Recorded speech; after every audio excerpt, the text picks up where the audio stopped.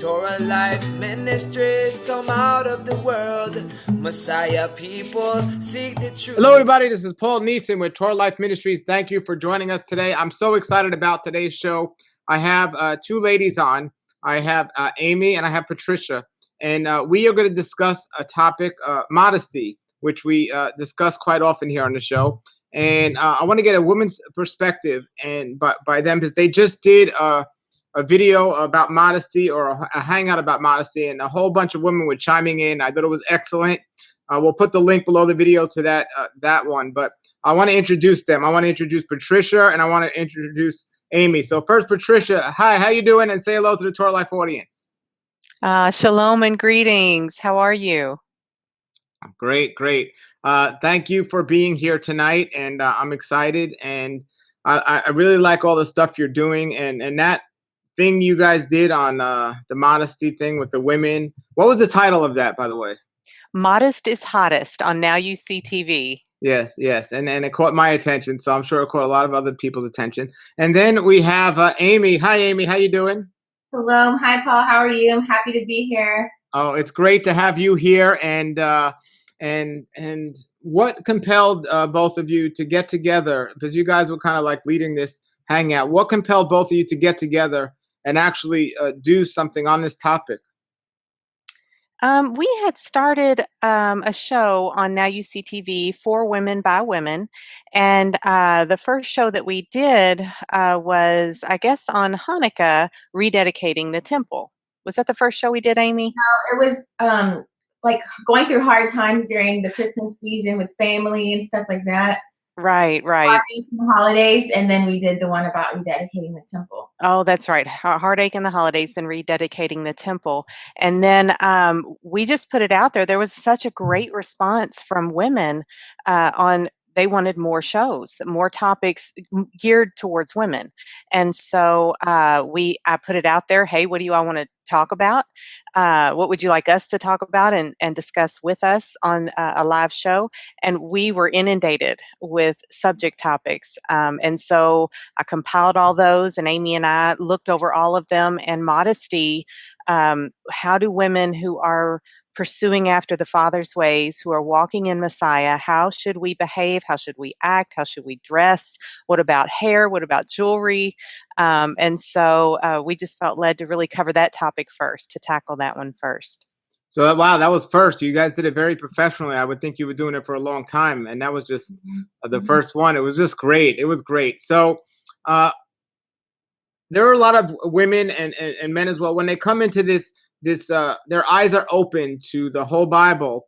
They realize they got to make a change, and internally the change is challenging enough, but to make a change externally is very challenging, one that I see many people have not been able to make as easily, because now it's somebody looking at you, not just getting to know you and seeing how you changed.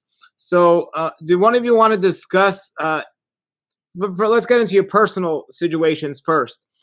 Before your eyes were open to the Torah or just the Bible, the complete Bible, what was your stances on modesty and this particular issue? Do you want me to go first, Amy, or you want to go? Yeah, you can go first.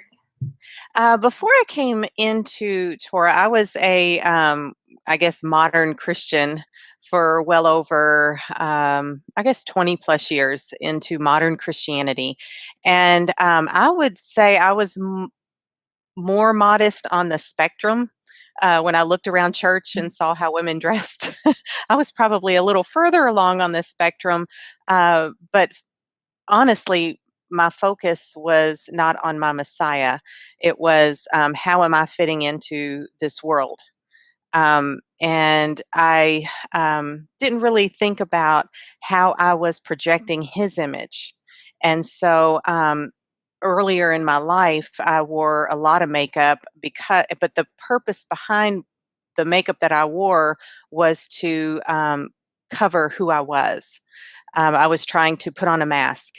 My security was tied up into how I looked and what people thought of me, how I blended in, how I fitted in or fit in. And so I think the motive, I had to really examine, why was I doing what I was doing? Why was I wearing the clothes I was wearing, the makeup I was wearing, and it was based in a deep-seated insecurity.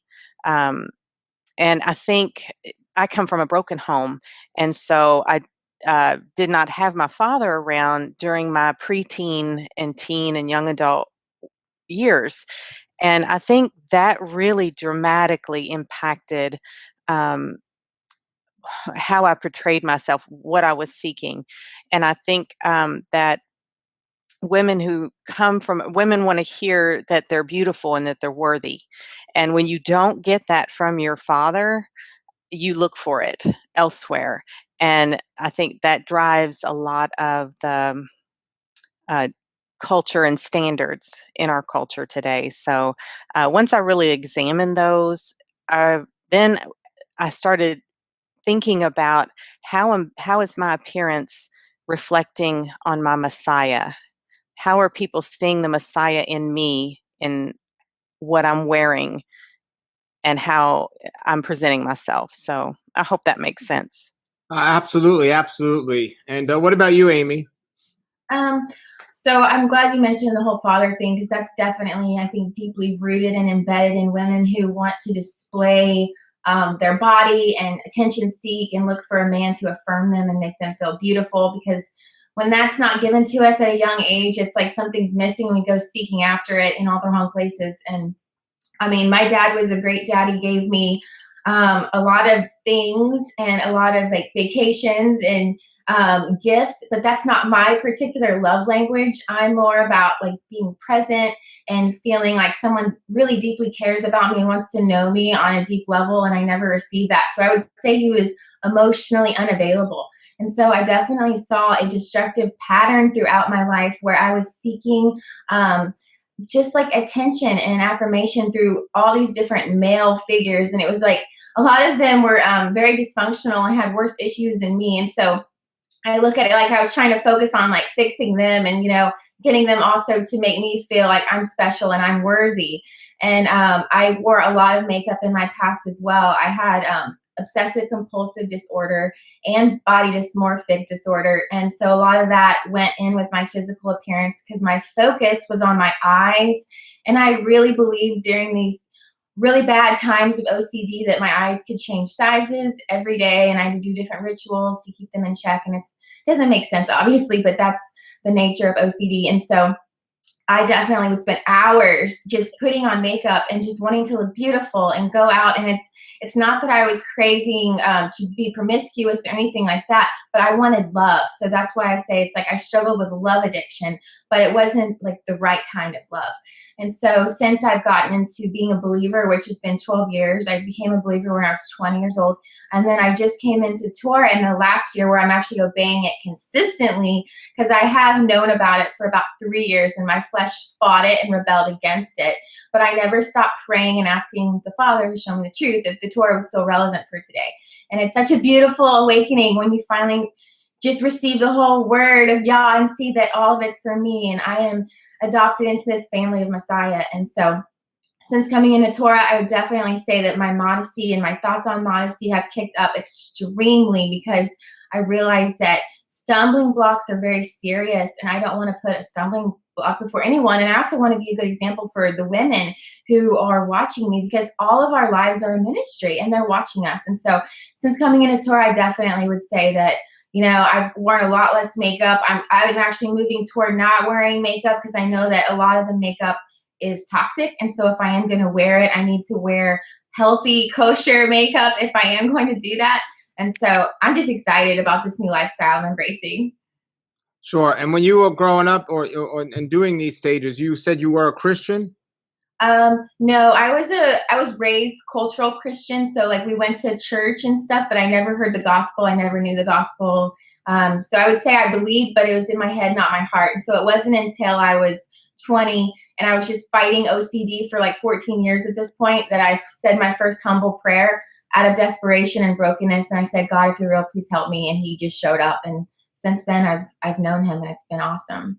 Hallelujah. That's great. Now, I want to ask you, Patricia, you mentioned that you were going to church and by their standards, you were more modest than the other people. But most of the other women that you were seeing at church, obviously, you were saying they weren't too modest. Why do you think that is? Because I see that when I go to many churches today, I get invited to speak at, or I just happen for whatever reason to be there, and I see the women, and it's not getting any better. It's getting worse. Why do you think that so many women can go to a church, dress immodestly, that's clearly immodest according to biblical standards, and nobody says anything about it?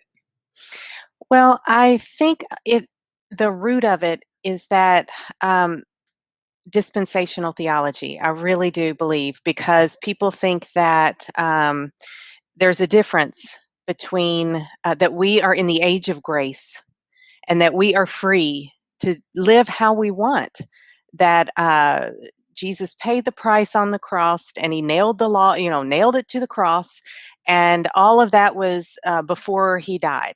And that we just need to love God and love each other, but they don't understand that all of his instruction hangs on those two commands. Not that those two commands, that we can decide how we want to love him, how we can decide how we want to love others. And so that we have this complete freedom of expression.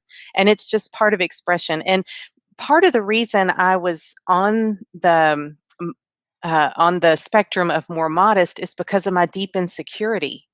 I didn't feel pretty enough or thin enough, or, all of those stereotypes. I wanted to be able to wear, at that point in time, honestly, if I thought I would have looked good, if I had the belief, I would have wore those things. But I had such deep-seated insecurity that I didn't feel worthy enough to wear those. I didn't feel like I measured up enough. I held that as a higher standard. And that just shows how twisted the way the world thinks is. It's just a twisted warp. It's an upside down.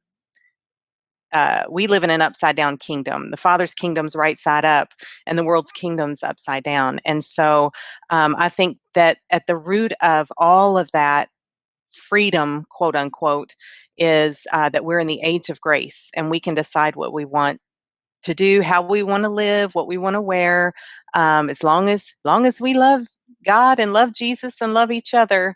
How we decide that is. And I think that's why the modern church looks just like the world. When you look at any statistic, divorce statistics, drug abuse, out of wedlock pregnancies, the church looks no different than the world. And so that's staggering, I think. So that's my opinion of why I think the world looks like the church and the church looks like the world. So I do want to get into the topics, specific topics of modesty. But before I do, I want to ask you both, and I want everyone listening, especially women listening to this question. If you had a friend, or even not a friend, if somebody walked into your congregation or where you were worshiping or something, and they were clearly dressed immodest, what do you think the best way would be to approach them? What would you tell them? And I want each one of you, both of you, to answer that question. Who would you like to go first? Yeah, Amy, go first. Okay, sure.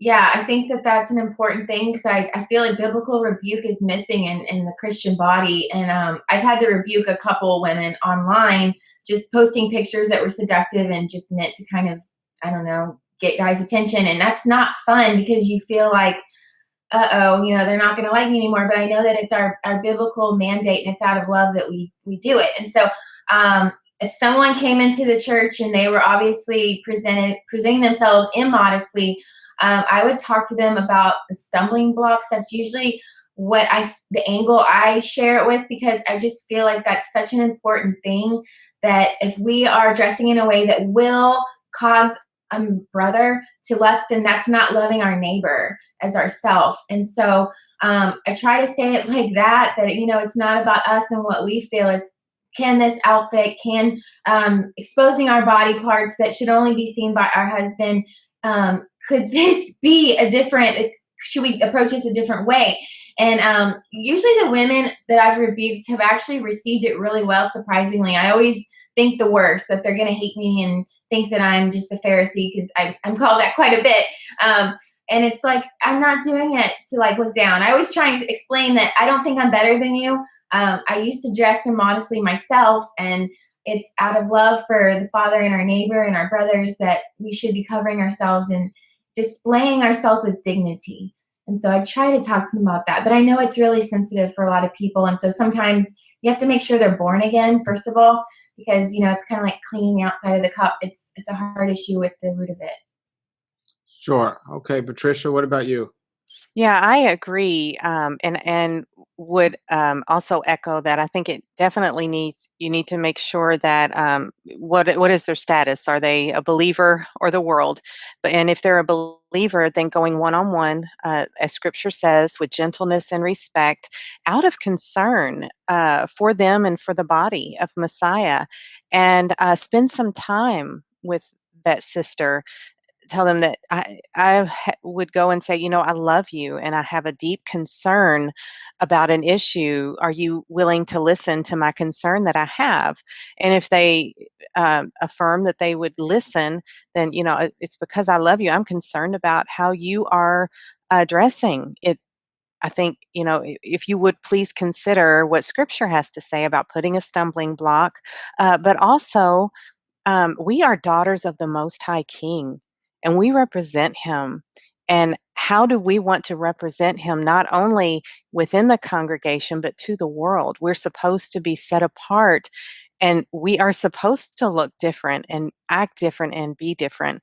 And just kind of, expand that conversation, but definitely come from a place of, like Amy said, of love and respect and concern. Um, Sure, sure.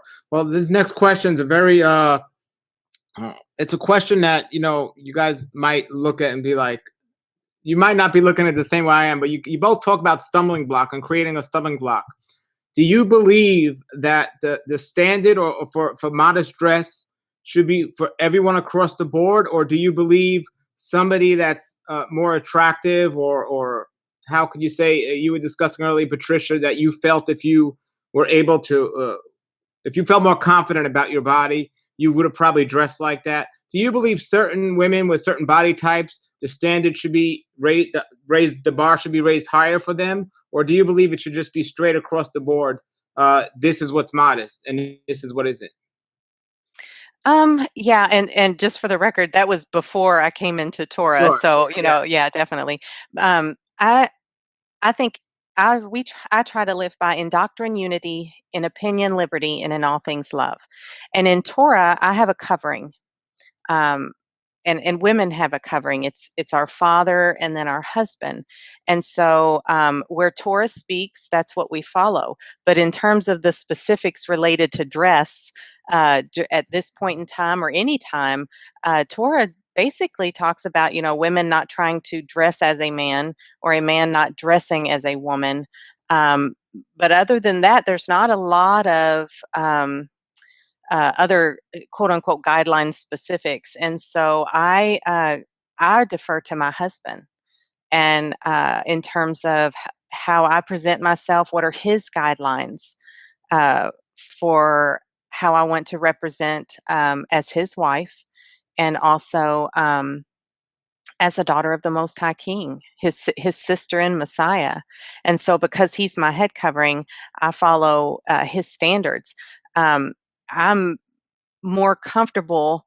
I'm reluctant to put a standard across the board, um, because I don't see that necessarily in Torah, and I'm always open to being. I don't claim to know everything, and so I'm always open to learn and explore and learn more about my Father and His instructions and our Messiah and what they want of me and my family. So that's kind of my stance on it.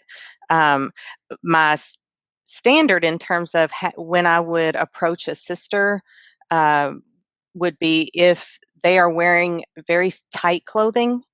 If you can see a body part, or if you can virtually see a body part, if they're wearing very tight clothing or very low cut or high cut, or those types of things, where I think they are just um, that's how I would determine modesty, I guess. Okay. Yeah. Okay. And what about you, Amy? Somebody who's not married. How would you answer that question? Do you think there's a standard for every woman? And by the way, modesty isn't only for women; it's also for men. I want to let everyone know that now, and I'm very passionate about that. That people know that. But from a woman's standpoint, do you think the modesty dress should be a standard for everyone, or do you think it's depends on the situation? What's your situation, and how do you determine what modesty is and what modesty isn't?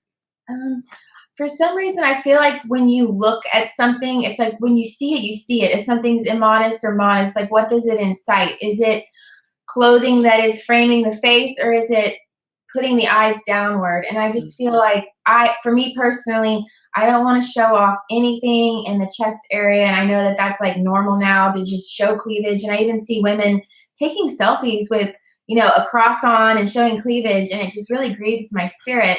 But I also believe that like we have to make sure, we're covering our downside too, because you can wear jeans to cover, but if they're like skin tight and look like they were spray painted on, that's gonna make a man lust after you. And it's also gonna desensitize women within the body thinking that's okay. Because when you allow a little bit of sin in, a little bit of compromise, next thing you know, I've been in churches where like the worship leaders are wearing leggings for pants and just really tight clothing. And I remember even going to the Feast of Tabernacles, and the retreat center had like half of it was like Christian people, and then half of it was like the Torah community. And it was like night and day when I would bump into the women that were like a part of the Bible retreat in the Christian side, because they were wearing like white jeans that were like skin tight. I could see their panties basically. And it just made me really sad. And like the more that kind of thing is allowed and accepted, then like I said, the congregation becomes desensitized and it's like accepted and celebrated. And that's not where we want to be as set apart people of Torah. And so that's why I think the Torah movement is so amazing, because people are coming back and realizing that the whole entire word of Yah is for us. And it's not just a couple letters in the back of the book by Paul. And so I don't know about a whole standard, because obviously some women might be convicted to be even over modest, because perhaps maybe they really struggle with showing off their body, or maybe they come out of some kind of past with prostitution or sex addiction and they really want to make sure. So I think that it can be different for everyone, but I definitely believe that like no matter what, as women of the Most High, we should not be showing off any of our body parts that only are reserved for our husband. Okay, that's great. Now, there's some topics I want to bring up, because it's what you brought up, Patricia, was somebody once said to me that there is no standard in the Bible. I mean, there's no clear-cut standard. And I always talk about this is modest and this isn't modest. And when this woman said this to me, I said, wow, because she was trying to defend, like, how could you define that that's modest or not if there's no standard in Scripture? But I'm thinking about my eyes, what my eyes are seeing. That's my standard. And if my eyes are seeing it, I'm sure other men's eyes are seeing it. And if my holy eyes are seeing something that's immodest, I'm sure unholy eyes are seeing things even on a higher level than I am, in terms of thinking things that they shouldn't be thinking when they look at certain things. I also studied the topic, and I know designers make clothes for the eyes to go to particular areas. Amy, you were saying about eyes going away from the face and to different parts of the body, and blouses that are arrows instead of circles, or have messages on them in certain parts, and so on. The designers, this is their life study of how do we get men's eyes to look at certain areas. So even though the Bible doesn't give a standard, me being a man and also the studies out there to confirm, I could tell what's immodest. Basically, before I was a believer, what I thought was pretty is now, I consider it immodest. And now, before, what I thought was, legalistic or something, now I consider really beautiful, because it's somebody who's really following our Creator's words. Why do you both think that so many women, because this is a really tough topic for men to teach, so why do you think so many women are offended or upset or defensive? Because I could walk into a lot of congregations, even Messianic assemblies, and just talk about this topic and not saying anything that's not found in the principle of Scripture, and they actually get upset at me and they get defensive. And why do you guys think that is? I think it has to do with pride, and I don't want somebody telling me what to do. That wanting to stay on the throne of their life, wanting to be the sovereign on their own throne. And when we come into a relationship with Messiah, we are no longer, we remove ourselves from the throne of our life and we place him there. And so it's pride, not wanting us to submit to his authority. We want to have authority over our own lives. That's the pride of life. And when we surrender that, when he is Savior and Lord, he has authority over our lives. And so, but our flesh doesn't like that. So I think it's an issue of lack of humility, pride, and trouble with authority, trouble with submitting to authority. What about you, Amy? Yeah, I totally agree. And I've seen it a lot with like the whole bathing suit issue when you just simply bring up that, hey, if you wouldn't open your front door and invite brothers and sisters into a Bible study wearing a push-up bra and panties, which is like a modern day bikini, then why in the world would you do that just because there's a body of water around? And so a lot of women get mad and they blame the men. And they try and come up with this whole thing about, well, if the men would get their mind out of the gutter, or maybe if they wouldn't lust or, take their own thoughts captive, I don't have to worry about what I'm doing. And that's just silliness because men are obviously designed differently. We're all equal, but different. And they are very physically enthralled by beauty and body parts. And so we have to, remind ourselves of that when we do get dressed, that we're doing this, we're representing the Father, but we're also, like I said, trying to make sure that they look at us as a sister. Because that's the thing I always tell people, focus on friendship and brother and sister, because a lot of people, they want to jump into relationships, especially if they find someone maybe online that they think, oh, they think like me. It's so exciting and I like the attention. But you have to be so careful and keep your heart guarded. And I think it all goes hand in hand with modesty. Because if I'm going out and I'm dressing a certain way, I'm refusing the rebukes of people who love me and who are farther along on this walk and who have a lot of wisdom, and they're just trying to look out for me and for everyone else. If I'm refusing that correction, then I am walking in pride and sin, and that, like I said, that's a scary place to be. Sure. So I want to bring up some topics now, and also Patricia, when you said pride, that's a great answer. But also I mentioned vanity. A lot of we're just brought up in a society of vanity. And it's you just tell the way people act. I could tell by the way people look at me when I'm dressed a certain way, as whether I'm not. It's just such a vain world out there, and their own self, and even Hollywood pretty much is the role models of young people today and all people today, and so much of it has to do with vanity, I believe. And so I'm going to give you some topics here, and you guys tell me what you think of it. The first one, so from the standard of dressing, we already discussed bathing suits. So under any circumstance, I'm sure you guys are in agreement with me that a bikini is not modest under any circumstance. You agree, right? Agreed. Okay. What about one-piece bathing suits? I'm not comfortable. I'm not comfortable in a one piece. I have a one piece, but I wear I guess they're capris, and I like. There's a company out there. If you just Google modest swimwear, they will make personalized, and it's like it's swimwear material. So you're not. The problem with swimming in like regular t-shirts is it gets so wet, and then it just kind of clings, and gets heavy. But I like the swimwear material, but it's hard to find that in a shirt and like capris. But I usually wear like exercise clothes, an exercise shirt because of the material, and an exercise capris. But there's companies that will make it custom swimwear that are like dresses with leggings, and they have like little cap sleeves, and they're very modest, the necklines. So I like those. Also the scuba, you can get some like scuba, so it's like a one piece. But the problem with those is that some of them are very, very tight. So I'm not comfortable with just a one piece. I prefer, just because it's difficult to find a one piece that isn't cut way low or way high in the lower area. It's just you almost have to get something custom because it's not out there on the shelves. I have not found anything, even in a one piece, that's modest.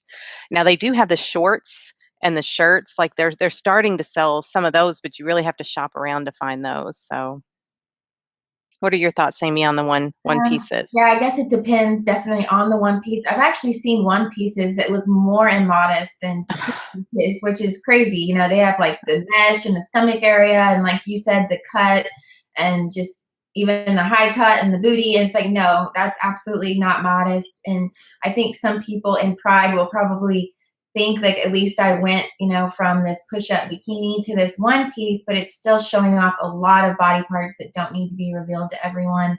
So yeah, I really want to check out that one bathing suit company that you speak of, though, because that sounds awesome. Sure, and I want to remind everybody, there is, like we discussed, there is not topics mentioned clearly in Scripture. So these are our opinions based on what the Bible is saying and the principle of Scripture.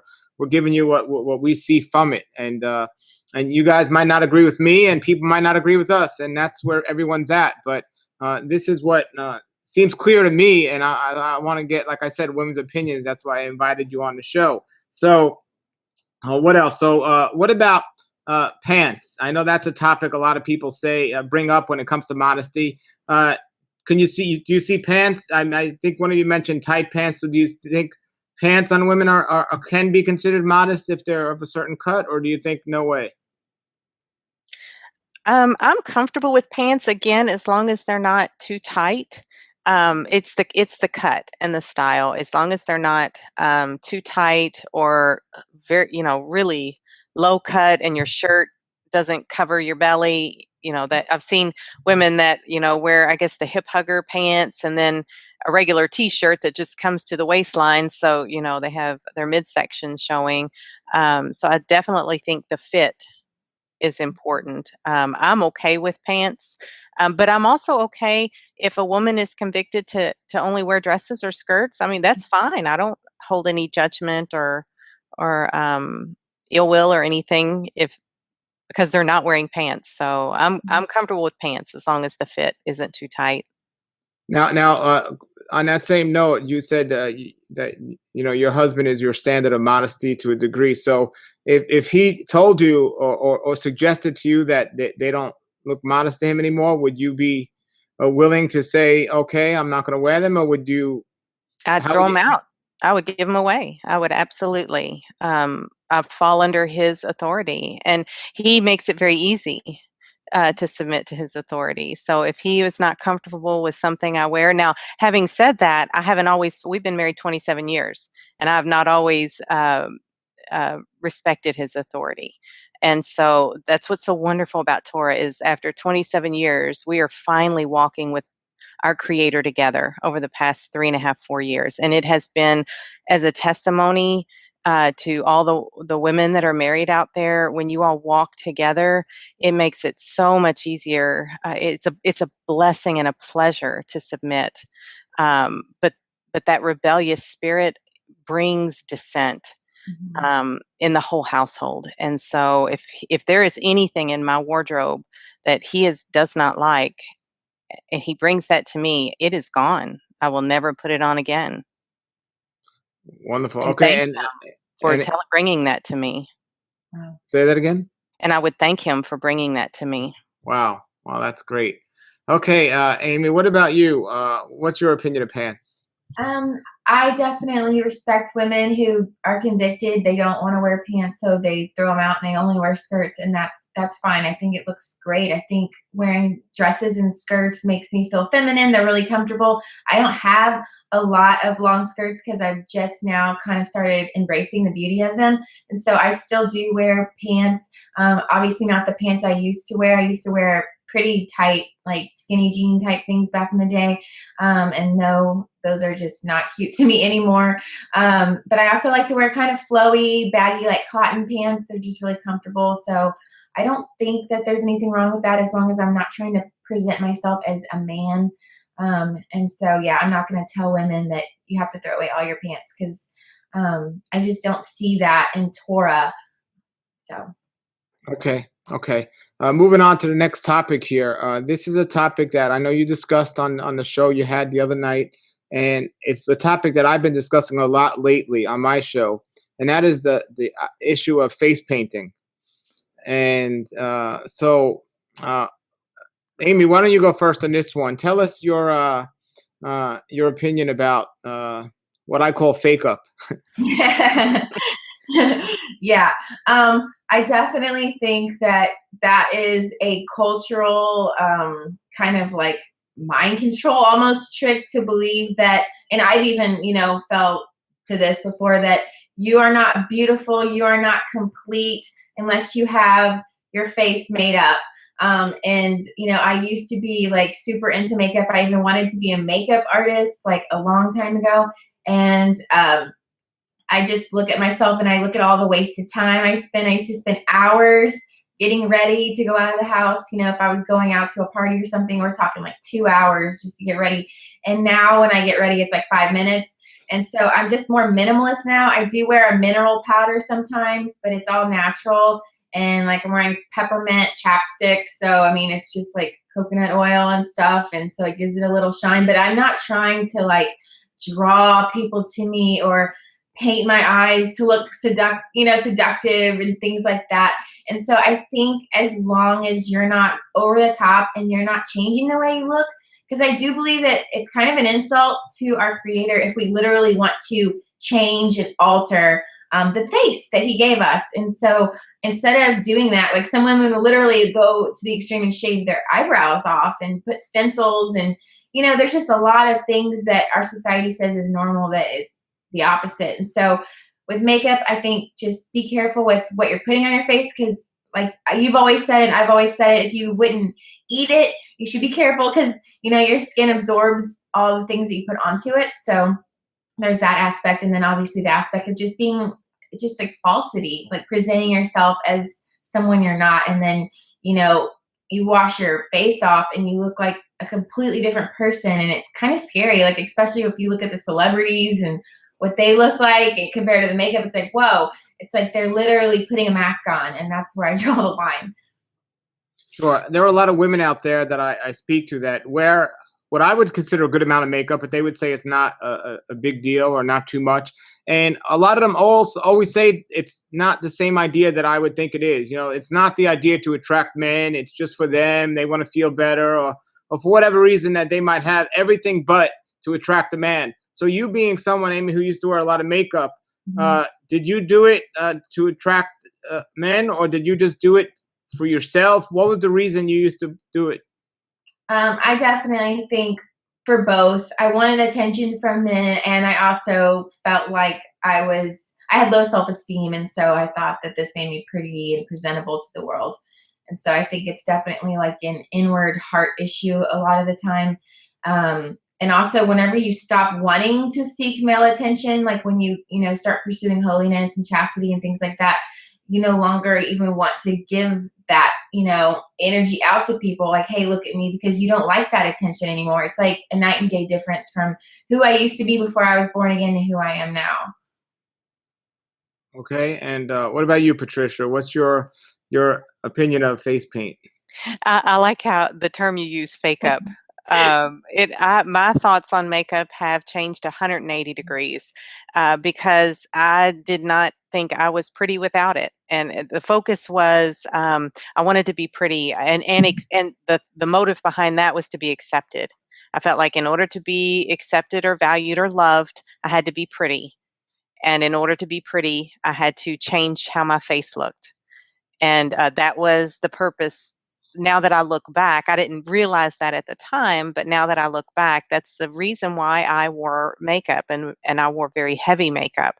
And I started lightening. It was a gradual lightening up, but as the father began to, I was telling Amy when I first got married, I would not let my husband see me without makeup, because I thought if he saw me without makeup, he wouldn't love me anymore and would leave me. Like, that's how insecure that I was. But the makeup really played into it, because you had mentioned, Hollywood and all of that visual media and medium, we allow them to tell us what is pretty, what's acceptable, how we should live, how we should look, and we need to say no, that the Father is the one who tells us. We walk through Messiah to please our Father. And so I will wear a lotion with SPF just to kind of protect my skin and hydrate my skin. But for the most part, and every so often, I'll wear a mineral powder that has an SPF just to protect my skin. But essentially, that is it. And a chapstick. I wear a chapstick just because my lips get so dry. But essentially, that is it. And I have to say, it is liberating. Ladies, every lady that's hearing me, it is absolutely liberating. Number one. Number two, my skin has cleared up. I used to wear makeup to hide the blemishes and all of that. And my skin has completely cleared up. Of course, my diet has changed too. I think my diet was a lot to that as well. We started, just eating biblically clean. And so I think that helped a lot. But just we're putting stuff on our face and completely clogging all of our pores.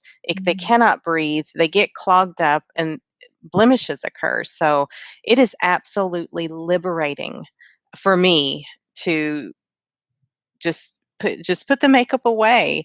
I do wear a mineral powder every so often, especially if I'm going out in the sun. But my motive for that now is for protection from the sun rays, and that's pretty much it.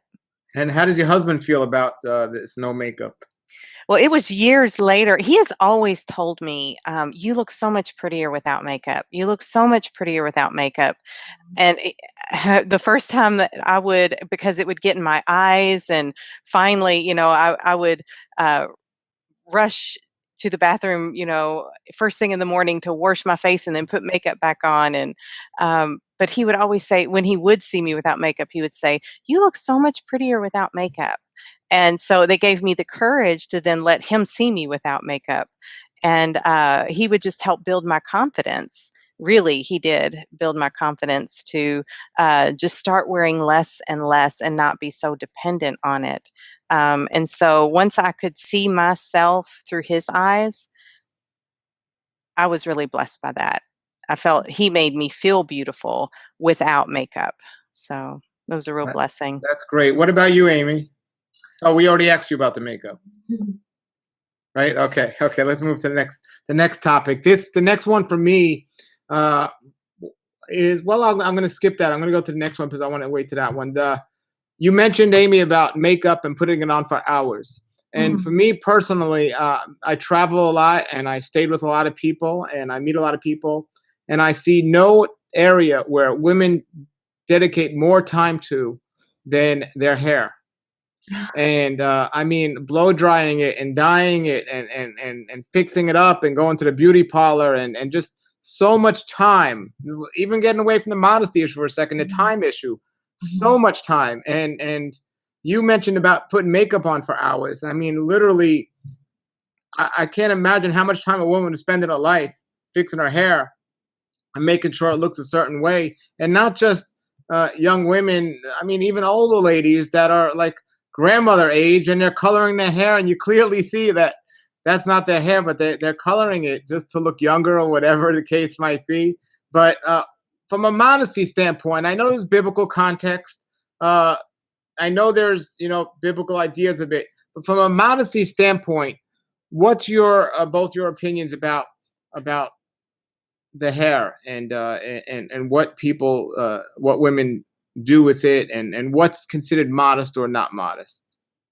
Yeah, the Father actually convicted me about 5 years ago to stop dyeing my hair because I had been highlighting it since I was in 7th grade. So it's like consistently highlighting and putting all those chemicals and all that time and money into my hair from 7th grade until I was like in my late 20s. And so I just remember, waking up to the whole health aspect of it, the chemicals, but then the money and the time. And giving up hair dye has been so awesome because I have really long hair. And so I thought, oh boy, it's going to be so awkward growing out all this blonde. But it was funny because there was like a fashion trend during this time where it was like ombre. So it was like people were dyeing half their hair like brown and then blonde. So it's like I just went along with that. And so I had all my hair just come out, and now I just have this natural hair, and it's so much more healthy. I don't spend any time on it. I don't even blow dry it, don't straighten it, I don't curl it. I mean, I don't have a problem if someone wants to spend minimal amount of time on their hair, that's fine. But like, I don't feel the need to do all that, because I see women and they're sectioning each little piece of hair off and straightening it perfect. And I'm just like, you know what? The Father gave me like curly, wavy hair. I'm just going to rock that and let it be. And so I think that is a modesty thing, because I'm not putting all this vanity. I'm not staring at myself in the mirror, and going to these beauty salons and spending $100, $150. It's ridiculous. So I definitely think it plays into the whole modesty and just minimalism, the kind of life I'm trying to embrace. Great. Well, you mentioned something that maybe you could help me out right now, because I have, we all have our pet peeves, and I have an issue. When I hear a hairdryer, it drives me crazy. it just drives me crazy just hearing a hairdryer. And now you have long hair, and you say you don't blow dry your hair anymore. I have a long beard. It gets wet. I dry it with a towel. It dries. Now, is it really necessary to blow dry hair with the brush and blow dry? Is that to maintain a certain look, or is it really necessary? Does it really help your hair dry quicker and easier, or is it necessary? I mean, what's the difference? What happens if somebody doesn't? I don't know. I think it depends maybe where they live. If they're going out into the cold, maybe it like is practical to dry their hair before they go outside. But for me, I live in Texas. I don't have that problem. So I just get out of the shower, and it's like my hair air dries really fast, actually. And so to me, I'd rather do that than have this hot thing like blowing all over me and having to section it and do all this weird stuff. I don't even know how to do those moves that all those hairdressers do. So I never even tried. Now, I have a sensory issue. I don't like my hair wet, like on the back of my neck, and my ears gets cold. I don't know how to really describe it other than a sensory issue. So I don't care. I don't blow dry it right away, but it's something about the way it feels on the back of my neck. My head gets cold and the rest of my body gets hot. So if I dry my hair, but I literally spend no more than 10 minutes on my hair. I don't do the whole, the brush. And I tried that once, and I got the brush caught in my hair and I couldn't get it out. And so I never did that again, but I just blow dry my hair. It's a sensory issue for me. But I think there's an issue of stewardship that we've alluded to, but not really addressed it directly, a stewardship of time and money, because makeup and hair products and it cost an enormous, women spend hundreds of dollars, even thousands of dollars on makeup and hair products and all of that. So to me, it's an issue. It becomes an issue of stewardship. Of time and money, that all of that time, because usually I would spend it first thing in the morning, and now I spend first thing in the morning with my father, and that time is so much more well spent. But in terms of it literally takes me, 10 minutes to get dressed and ready and get out the door, and maybe 30 minutes if I'm taking a shower. So 30 minutes, shower, dress, dry my hair. Maybe 35 minutes, because if it's, but I do dry my hair, Paul, with a hairdryer, but it's more of a sensory issue. So, sure. Now, at any point, have either of you wore a head covering? No, I haven't. I've done the prayer shawl, and I really love that, but I've never felt like I do have head coverings that are kind of like headbands that can get thick and you can cover, but I've never felt the conviction that, I need to wear a head covering every single day. But if the Father ever told me that, I would be obedient to that. And I do think it's beautiful on women. I definitely think that. I've studied it a small amount, but honestly, I've not put a lot of study into it. Just a cursory study. And I haven't had the conviction to do that. I spoke with my husband about it, as we were coming into this, and that there were so many, like you said, you just come into this understanding of Torah, and we're just bombarded. And so we're We're looking at so many different things, and we addressed that issue very briefly for a very short time, about the midway, maybe a year or so ago. And he said, I don't see a commandment for it. But if we ever did come across a study, if he ever came to me and said, I think this is what it says, and I would like you to wear it, I would wear it. I don't have a problem with submitting to that authority or wearing it. I haven't wore it. I have been reading up since we did the show, Amy, on a lot of testimony from women. And so I actually been studying on it a little bit more since our show. And there are women who just have a lot of wonderful testimony of their experience with wearing a head covering. And so I'm completely open to the idea. Haven't really studied an enormous amount or had a conviction to, or neither has my husband at this point in time. But we are completely committed to surrendering and submitting to the Father in every area of our life. So. Sure. And on my website, I have a bunch of videos with women who head cover, and they share their testimonials. I mean, really, really excellent stories and inspiring stories about. Yeah, that was one that I saw. It was really well done. There's a good amount, and it's just really amazing. So, but I was referring partly to the wet hair and the idea of even brushing it or combing it. Wouldn't it be easier for women in general to just put their hair up in a covering and then they're done, and they don't have to think about dyeing it or how it looks or anything, and they're on their way? Right. Very true. Yeah, it's one of the testimonials I get from women that do cover. They say, "Oh, I don't even have to worry about any of that. I could just put it up and I'm on my way." So. Me, and if anyone's watching this, whether you're a man or woman, if you agree or disagree with me, maybe post it below the video. But I don't see people talking about it much. I do see other cultures talking about it. And I once read it in an Amish book, and I was like, wow, finally I'm somebody seeing something the way I see. But I personally, as a man, find hair the sexiest part of a woman.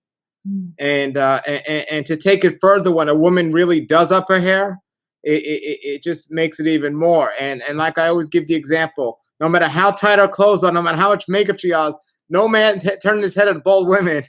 It just does something so different to the whole shape and atmosphere and everything of a woman. And Hollywood knows it, because what happens is women have their hair pinned up. And then right before they get a romantic scene or something, they don't even have to show the romantic scene. What happens? The woman takes her hair down and goes like this, and they go to a commercial break or something. Right. And everyone knows, because it's just the idea of long hair and what it does. And even in some videos I've seen about, women, how to attract a man, just flip your hair or something and all this stuff. But that's the way I see it. Now, I definitely do see it different. I do think women can wear their hair modestly and have it down. And I think both of you ladies are an example of that, because you're not spending time with it. But if you guys are spending time with it, blow drying and making it so on, I think it's a clear danger zone. And to me, something that says, for me, it's like, where's their real heart on this topic, and so on. So if anyone shares that opinion with me, or don't, post it below the video. I'd be curious if anyone has seen that the same way I have. But I think hair is, for a reason, it's used for a reason, and it is the beauty of a woman, as it's called in Scripture. And so I appreciate both of you and your insights on that. And hair dye is another one. I know some women use it to look younger. Now, none of these things are healthy, by the way. None of these things we talk about are healthy. But hair dye and is just. It's just a whole different topic than style. It's what's the idea behind dyeing? Amy, you said you used to dye your hair. What's the idea? You did it at 14, so don't tell me you made it look younger or something. I know. I think probably just from influence through Hollywood and just through what's considered beautiful. It just seemed like this natural thing I gravitated toward, thinking like, sun-kissed golden honey highlights, and I just had plain brown hair, and that's not enough in this culture. And so I think I just did it out of curiosity, and then I liked it. And like I said, it's a big issue when you have dark hair like me and you dye your hair blonde. It's kind of like a trap and a contract you're making, because you got this root action growing in. And so it's like you have to be super dedicated to it. And then, like I said, all of a sudden I'm suddenly like 26 years old and I'm thinking, what am I doing? Like the price goes up every time I go, and I'm spending $150. I'm driving and I'm spending hours in the mirror, and it's just ridiculous. And suddenly I just had this epiphany that this is madness and I have to stop. And I'm just so glad that I did, because it's super freeing to have all that money, all that time, and just like be like, you know what? The Father gave me this hair and I love it. And, no chemical is going to change that or enhance my beauty more than he already has. Hallelujah, hallelujah.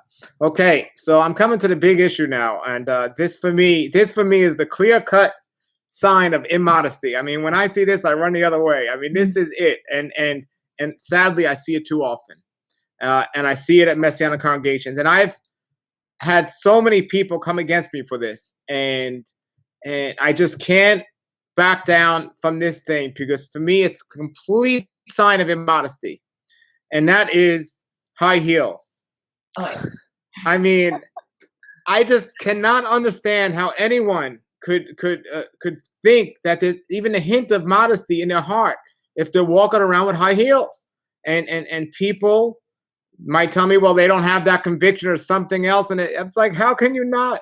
It puts the body in a way that shouldn't be seen by anybody but your spouse, number one. Number two, it's just the whole idea, the history, and the way it's made, and everything about it just talks about things that are not of our Creator. So that's my opinion. What are your ladies' opinions about high heels? I have never, ever had an interest in high heels. I think it is foot binding. I can't I have no interest whatsoever. I cannot walk in high heels. My feet have to be comfortable. If my feet hurt, I'm not pleasant, and I will not wear a pair of shoes that are not comfortable. So I have never had an issue with high heels. I've never liked them, and whenever I see a woman wearing them, the first thought that comes to my mind is, how do they walk? Why? That's the first question. Why?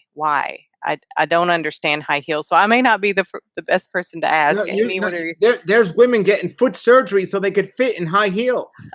I mean, listen. In New York City, there's a gym that has a workout class in high heels, so women can get used to moving in high heels. It's just insane. It is insane. I don't understand it. I have no concept of understanding the purpose, the relevance, the desire for high heels. Yeah. What about you, Amy?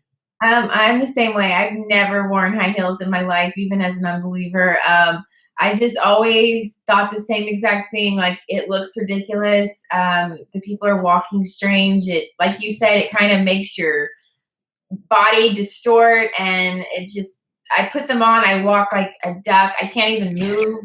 I just don't understand the point. It's like, okay, yeah, I look a little taller, but I'm miserable. I look ridiculous. And yeah, they're all expensive usually, and you got to keep up with the trends. Like, is it the wedge, or is it the little heel, the pointed heel? I mean, all this craziness. And so I just always thought it was stupid. And I saw, like, all my friends and even my sister, she likes high heels, and I just don't understand, like, how do you wear those? Like, it's so bad for your body.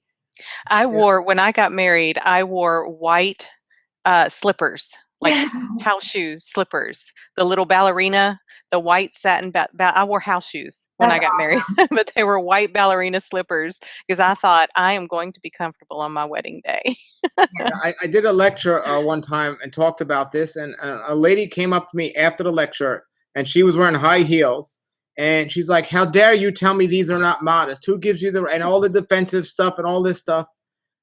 I didn't even know what to say. I mean, it's show me in the Bible where these things are modest, and all this, everything. And it's like, if you can't see it, I'm certainly not going to convince you. And that's not my goal, but trust me, it's not modest. The issue of high heels is, it's again the world telling us what we should wear on our feet. It comes from the world. It does not come from the Father. Okay, in both your opinions, what size heel would you consider acceptable? I mean, I don't want to be like an Orthodox Jewish person with a ruler and saying but just out of curiosity. I mean, we say high heels. And obviously, Stadellos and the 6-inch heels are crazy. But when does it become acceptable to immodest? Have you guys even thought about this? I really haven't, because I don't care for I wouldn't wear personally, just from a comfort standpoint, anything that's more than a half or 1 inch of a wedge, and really 1-inch wedge, because for me, it has to be a wedge because of the support in the arch. Just the heel, my arch it's not comfortable. So, from a modesty perspective, honestly, I've never thought of it from that perspective. It's always been an issue of comfort for me. But anything over a half an inch to an inch wedge, for me, I just won't wear. Now, when my sister got married, I wore like an inch heel, and I could not take those shoes off fast enough. So, what are your thoughts, Amy? Yeah, I would say the same thing, because in a wedge form, it's a little bit different. I remember I used to have like a pair of boots and had a tiny little heel, and it was like a wedge. But even then, it kind of hurt after a while. I was like, this is as far as I can go with this. But I do notice a lot of women like wearing these really tall boots that like go even over their knee, and they'll wear it with leggings or tight jeans, and then they have the long heel. And to me, that just really, it gives me the streetwalker vibe. And so it makes me sad when I do see women, like I said, even in churches on stage singing worship, and it's like they're wearing leggings and these high heels or boots or whatever. And it makes me sad, because I just know that that's not dignity on display. That's the world coming into the church and you looking just like the rest of the world. I mean, I don't get it. I mean, to me, boots with high heels are like sleeveless jackets. I mean, I just don't get it. I mean, it's like, aren't like boots to be worn when it's slippery or snowing outside? Wouldn't that be the worst time to wear a heel? I mean, I just don't get it. But I'm a guy, so you guys got to talk, normal language. What's a wedge? I don't even know what a wedge is. Do you want to tell him, Amy? It's where the heel is not separated from the bottom of the shoe. It's kind of like there's support the whole way through. So there's not one heel at the end. It's kind of just like this. It's wedge. elevated. Okay, I got it, so I the got it. shoe's Okay. elevated. Yeah. Okay. Now I worked on Wall Street, and I used to wear shoes, and I don't know if it was an eighth of a heel, an eighth of it. It was a heel. It was an eighth, and it made me a little taller. But I didn't even know why they necessary to have heels, but they had heels. But I guess some sneakers might have a wedge to say, but yeah, it's just people don't get it. And another thing about high heels that people don't get, the other night, and I didn't bring this up with you ladies yet, I'll bring it up now, is the Muslim culture has such a wonderful biblical standard of modesty, but people automatically think oppression when they hear anything like that. But I've spoken to Muslim women about modesty, and it's not oppressed. It's like you say, Patricia, it's liberating that they don't feel the need to have to walk around in a bikini or have a perfect body and so on. But I was talking to a Muslim couple the other night about high heels, and I asked, in the Quran, or is there anything that mentions something to this effect? Because and he said yes. It's any shoes that make noise is not considered holy according to them. If the shoes make noise, and high heels, they got the clicking sound, the attention getter. You're right. And it's one of the things I've learned about modesty is high heels. One of the issues is the way they sound. I once interviewed a blind man, and he says if he hears those heels, he knows what kind of woman it is.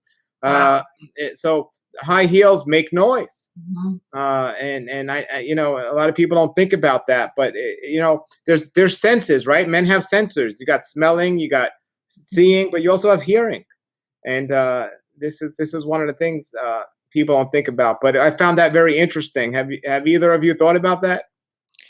That is very interesting, and it kind of gets to an underlying element of immodesty is attention getting. That is an underlying element of every aspect of the discussion that we've had is attention getting and deep-rooted insecurity and attention getting, and especially in our day and age when there are so many broken homes and distractions, even homes that are not broken, when the head of the home is not the spiritual leader, and their attention is distracted outside the home, they're not able to bring up their daughters and sons. But just because we're women, we understand that perspective. When daughters are not given what they need from their fathers, they will seek that attention elsewhere. And the world gives a detailed picture of how to get attention from a man. And so I think there's a deep seated, you mentioned, Amy, that it makes you sad. It does make me sad. It makes me sad because I know that when women are dressing this way, and I may be projecting, but I see a deep seated insecurity for the need to seek that attention.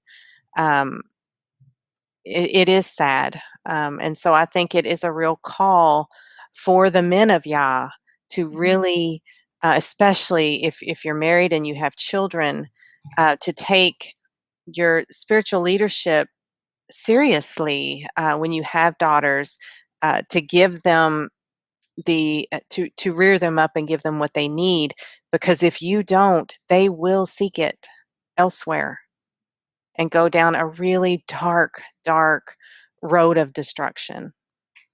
Yeah, and what about women like yourselves whose eyes have been opened, and now you got the modesty, understanding, and I see some women, they'll do it, they'll live it, but then they'll get invited to a class reunion or something, and they go right back for that one night into, okay, this is, I got to put on the high heels, or they get invited to a wedding or something, and they want to look their best, so they have the low cut dress or the high heels for this one day only. What would you say about women like that? I mean, do you think they're just, I don't know, how would you describe something like that? Because I find it quite common. Compromise is a slippery slope. It's a slow fade when you give yourself away. Compromise is compromise. Yes, and it speaks of double-mindedness, which Yes. I used to be into that. Like, I felt like I was striving to be holy, but then when Friday night came around, I still had that little party girl Amy inside of me that wanted to come out. And it's like I thought, okay, well, if I'm just wearing this, here, and I'm not doing it then, it's okay. You make a compromise, and then yeah, it's a totally destructive path, and it's not good, and it's horrible because you just have to give the enemy a little bit and he'll take so much. And Mhm. that's what I love about observing Shabbat, because Friday night used to be my bad night. Like, I would go out, and back in my 20s, I was all about going out 80s dancing and attention seeking and getting dressed up and going out with my friends and having a good time. And now, even if I was to get to a point where my flesh was starting to creep in, I can't go out on Friday nights anymore, because that is my date with the Father. And I just love the rhythm of living this Torah life, because I have this one night that has been redeemed. It used to be my night of going out and just being really bad and double-minded and lukewarm. And now I've come back and I just rest. And it's so nice, and it's just so peaceful. And I would never want to go back to that old Amy or that old world system of compromise. And when those opportunities come up, like a wedding or a class reunion where it's, once or twice in a lifetime, when you have an opportunity to witness to people that haven't seen you in a while, and to witness the change the Father has done in your life through Messiah. It's an opportunity to witness and not to allow the evil one to taint that witness in any way. I mean, be clothed with joy and with peace and with grace and humility and modesty. Clothe yourself with that, not a shortcut dress. Because I think we've talked a lot about the physical, but the physical teaches the spiritual. And we are to clothe ourselves modestly with the physical, but also put on the fruits of the Spirit that are, peace, joy, patience, humility, gentleness, faithfulness, self control. Those are the things that I just think it's a fabulous opportunity to witness to people that you may only see once or twice. And the people like reunions, they knew you back when, and to see the transformation is an amazing opportunity that I wouldn't want anybody who's come into this understanding to miss. Because even if one person said, "Wow, you've really changed," that's a door right there to share. Well, let me tell you about the joy the Father, how the Father has transformed my life, and there is peace and love. And the girl you knew back then that had on all that makeup and hair, I was dying inside, but now I am alive. It's just an amazing opportunity. Wonderful, wonderful. So I have one more topic before we finish, and this is a topic that's uh, not discussed much, but I do think it has some merit. So I'm going to bring it up, and that is the obsession that people have today with shaving. It's such an obsession in this country, particularly, or in some countries today, with shaving. Now, so I don't know if you've thought of it, but do you see any connection between shaving and immodesty, or do you think it's just something people like to do and it has nothing to do with modesty? What's your opinions on that? I do see a connection. The more I watch the culture, now it's getting to a point where everyone wants everything waxed and just everything, just no hair. Hair is evil, hair is gross, and this and that. And really, that's all just a product of mind control from the culture, because it's all relatively new. It doesn't make a lot of sense to constantly make sure that you have no hair, because literally you're putting a razor against skin. It's opening up your skin, your pores, and then people put like commercial heavy aluminum deodorant right there where your lymphatic system is. And so there's a lot of connection between the natural life and just like this beauty crazy obsession with like smooth skin and perfection. And yeah, I don't think that it's healthy, this obsession that our culture has with making sure everyone's just no hair anywhere. Yeah, and that is interesting that it is another way for the enemy to open us up to put more chemicals to destroy us with more chemicals. That's interesting because it does take off that epithelial layer Mhm. and opens up pores. And then, of course, you put on like you said, the deodorants and lotions and all the topical stuff that has all the chemicals. And the body just really, the skin takes in we release a lot of toxins through our skin, but we also take in a lot of toxins through our skin. So that's an interesting perspective of maybe the underlying reason from an enemy standpoint of why put this out there, because I always wondered what is the deal with this trend of shaving everything, the arm hair, the Mhm. everything. um I never under That's an interesting Well, thought. most women today, they don't shave their arms, but they shave their legs. And it's just a trend, and it will be when they're shaving their arms like now more, but that's the way it's been. But if you're wearing a tank top and shorts, of course, people care about their appearance, so they want to shave. But if Mhm. you're dressed more modest, I mean, now it becomes an issue between, I guess, you and your spouse. It's not a modesty issue. Now it's an issue of like, what are you and your spouse? Uh, how do you both feel about it? And not who cares what the world thinks. The world shouldn't know if I have hair on my legs or not because they're not seeing my legs. Mhm. But when you're showing off your legs, then it becomes an issue. I believe. That's where I see the modesty issue fall into it. Yeah, I don't really wear shorts. It's just something that I'm not comfortable with. I like capris. I really uh, don't wear anything. They'll come like right above my knee, but any shorter, I personally am not comfortable with.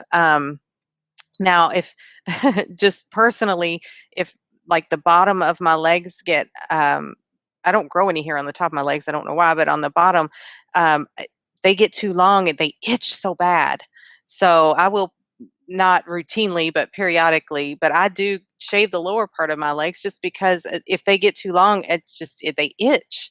It's like rubs against my pant legs and just starts itching. And I don't know if that's an issue for you, Amy, or if that's too personal. Well, Yeah. I could tell you when I learned about high heels and makeup and all this stuff. I mean, I immediately stopped doing all of those things. Yeah, I'm just joking, everybody. You got to be careful in today's society. They'll be like, "What?" Right. No, it's these things are definitely issues out there. I was actually speaking at a congregation in Colorado one time, and there's a video on YouTube of me showing people how high heels make us walk different. Mhm. So I sought one of the women in the audience who just happened to have an extra pair of high heels with her. I guess that a is different color or funny. something, and I fit into them and walked across the stage just to show everyone how it just changes your walk and Mhm. so on. And it became an internet sensation, a sensational hit on the internet. Wow, that's funny. And how painful was that physically? I mean, it was very dangerous experience. Yeah. You know, I'm glad I didn't break an ankle. Yeah, I mean, women that could walk in high heels should be in Circus Olay. I mean, it's like, wow, really? But yeah. So before we end, is there anything either of you would like to say about the topic of modesty that maybe something we didn't cover or something we covered you want to discuss further? Do you No, want to go first, Amy? I would just add that, like I said on our last show together, that it's such an issue about the heart, and that when you get to the root of it, I believe it's a holistic thing, and your walk with the Father and your daily communion with Him is going to spill over into every area of your life. And I think it will spill over into how you eat, what you put into your body, what you put on your body as far as cosmetics and beauty products, what you clothe yourself with, whether with dignity or with this, prideful outfit, seeking the glances of men to give you that your flesh kind of like this ego boost. And so, when you're walking with the Father, you are not going to want men to turn their head or lust after you when they're married or commit adultery in their heart. That's a serious thing when you are trying to walk this thing out with Yah. So I definitely feel like, I know it can be overwhelming for women because it was for me. When I came into Torah, I kind of felt inadequate because I didn't have the same types of style or clothing that a lot of women had. But I realized that the Father He's working on me, and I'm not in it alone. Like, we can go into my closet together, and me and Him can just talk, and we can go through it and pick out things that, are no longer working or serving my new life in Him. And it's really not as scary as it seems. It's actually very awesome. I love being on this journey, and I know that I'm going to keep changing and I'm going to keep growing, and I'm never going to arrive just yet. So just, definitely embark on this, though. It's so worth it. Agreed. And I would encourage every single sister out there to grow in the Father, to be humble enough to test everything in your life against His word, because He will bless you. There is blessing in surrender. There is blessing in submission. Let Him have all of your life. Don't hold anything back from Him, and you will be blessed. He will heal everything. He will heal all the wounds. I would just put everything before Him. Like Amy said, have Him, take Him into your closet. Become His daughter. You are a daughter of the Most High King if you are seeking after Him, and you are His representative to the world. So I would just encourage you to test everything. Give Him every aspect of your life, and you will be blessed. He will bless you in ways you can't even possibly imagine. He will open up to you why you're doing those things, and that those reasons are not fruitful. And so just surrender to Him, and you will absolutely be blessed.